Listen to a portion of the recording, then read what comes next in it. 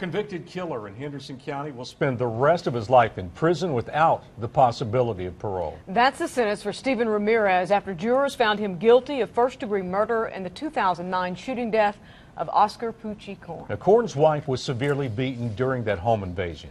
Joyce Korn spoke to News 13's Ingrid ALLSTEADT today. And Ingrid, the Korn family is happy with the verdict? Incredibly happy, Tammy. It was an emotional road as this trial unfolded, but today was a day to rejoice. It's taken 3.5 years to reach this moment. Rest in peace now, Lo. Relief is flowing through this mother and her son. Relief that today's visit brings good news to Oscar Pucci Korn. And I have just lived for this day. I've lived for this moment to hear those words guilty, because I knew in my heart that he was guilty. The Henderson County jury found Stephen Ramirez guilty Monday morning of the April 2009 murder of Korn. Ramirez and 2 other men invaded the Korn home on Howard Gap Road. Joyce Korn was attacked and played dead that night.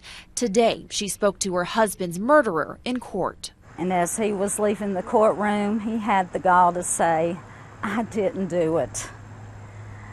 And I said, "Yes, you did." Because I know he did.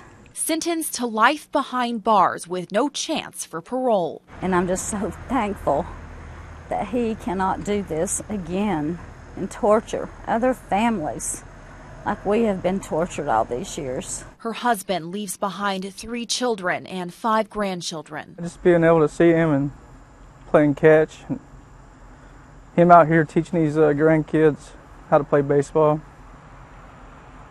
Because they don't have their grandfather who taught me everything.